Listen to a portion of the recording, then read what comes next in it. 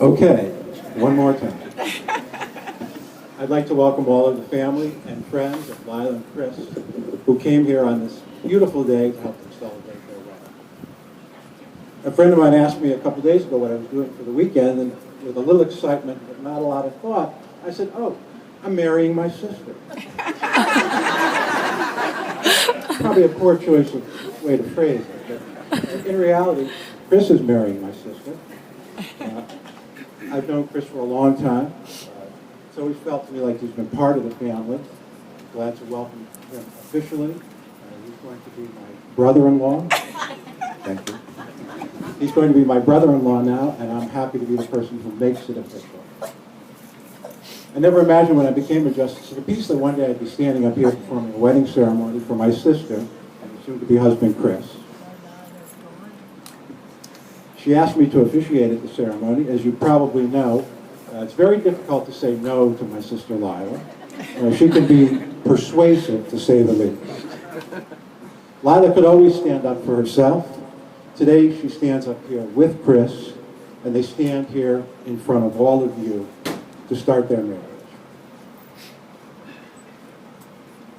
For the two of you, while this ceremony makes it legal, the real act of marriage takes place in your heart. It's a choice you make not just today, but over and over again. That choice is reflected in the way you share your feelings with each other. What you say to each other is way more important than anything I could ever say. The vows you're about to recite are an expression of your feelings. They're a public acknowledgement of the private commitment that you have made to each other.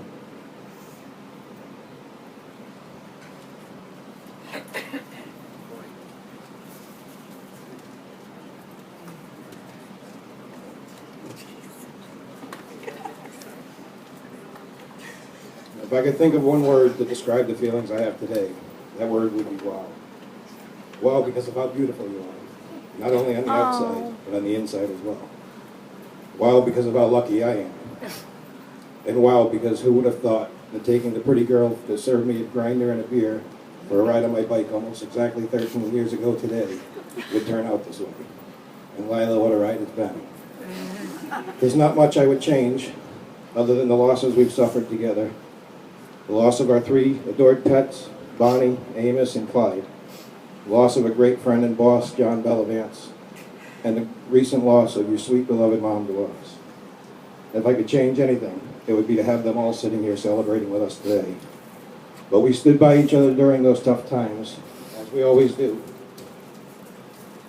All the rest of the bumps, curves, and obstacles we've hit along the ride, we have overcome together. And as tough as they seemed at the time, I wouldn't change them, because they have all led us to one place. And that is standing here today ready to become husband and wife. And that proves one thing. Together we can do anything.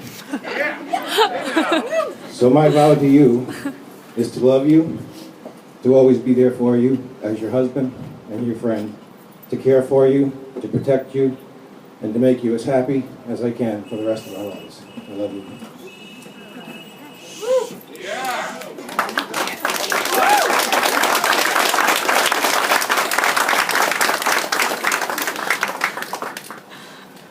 Well, you're right. 13 years ago today, I did serve you your first grinder and beer, and I was attracted to you and love right at first sight.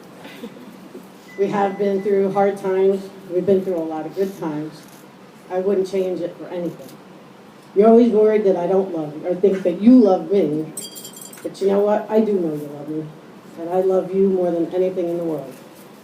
You've always stood by me 100% no matter what I go through or what I do. Sometimes I mess up, you know, and you're always right there.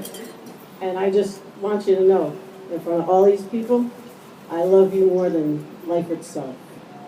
And I want to be your wife, and I want to live together, and I hope years from now we look at each other the way my mom and dad looked at each other, and we always look at each other as if we first met, with that beautiful smile, and just knowing that everything is going to be great. And I love you. Yeah.